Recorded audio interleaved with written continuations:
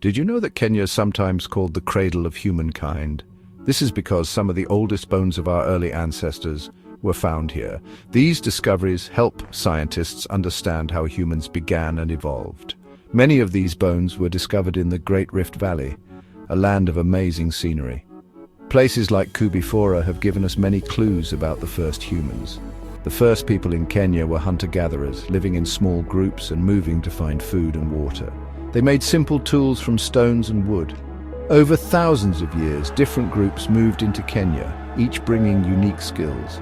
Cushitic speakers were good at herding animals, Bantu speakers brought farming skills, and Nilotic speakers were skilled cattle keepers. These groups formed diverse communities, enriching early Kenyan society. Kenya's ancient roots connect us all to a shared past that started in Africa. Long before Europeans came, Kenya's coast was a busy trade hub. Traders from Arabia, Persia, India and China sailed in dhows, trading goods like spices and pottery for African products. This led to the growth of the Swahili culture, a mix of African, Arab and other influences. In the 1500s, the Portuguese arrived seeking a sea route to India.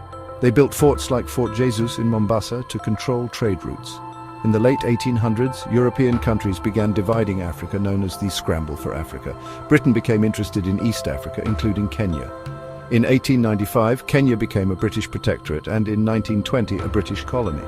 British rule brought many changes, not all good for Kenyans. The British built a railway from Mombasa to Lake Victoria, forcing many Kenyans to work on it.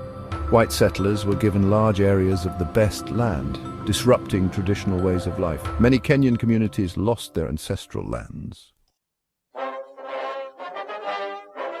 Kenyans were unhappy under British rule, losing land and being forced to pay taxes.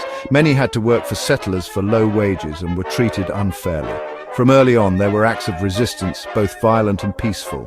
Political groups like the Kikuyu Central Association, KCA, formed, with leaders like Jomo Kenyatta demanding land return, better education and healthcare.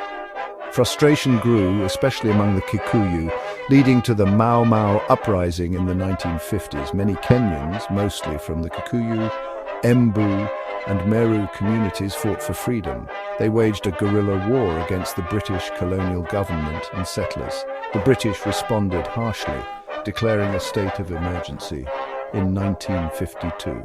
Thousands of Kenyans were arrested and put into detention camps. Mau Mau leaders like Dedan Kimathi became famous for their bravery. The Mau Mau struggle showed the British and the world that Kenyans were determined to be free. The uprising played a crucial role in Kenya's fight for independence. It was a difficult and violent time, but it paved the way for Kenya's freedom.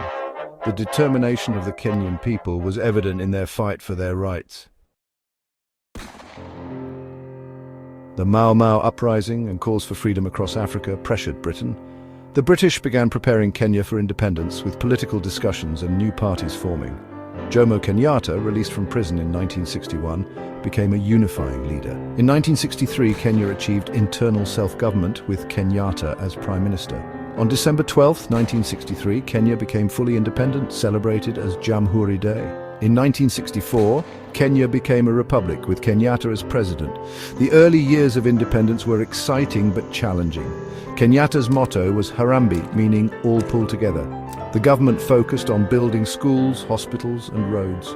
Creating national unity among Kenya's many ethnic groups was a major task. After Kenyatta's death in 1978, Daniel Arap Moi became president, leading until 2002. Mwai Kibaki, who followed, introduced free primary education. Each leader faced different challenges and successes in Kenya's journey. Kenyans have shown great strength in building their nation. Today, in 2025, Kenya is a vibrant and dynamic country. It is famous for its stunning wildlife and beautiful landscapes, attracting millions of tourists. National parks and reserves like the Masai Mara protect precious animals and habitats. Kenya is a leader in technology and innovation with services like MPs are changing how people do business. Cities like Nairobi are bustling hubs of activity. Kenya has a young population full of energy and new ideas. The country is working to grow its economy, create jobs, and improve education. Challenges remain, such as improving governance, fighting corruption, and protecting the environment. Ensuring peace and security is always a priority. Kenyans are known for their resilience and optimism. Kenya's journey through history is a story of ancient beginnings, struggles for freedom, and building a modern nation. Perhaps one day you will visit Kenya and see its beauty for yourself.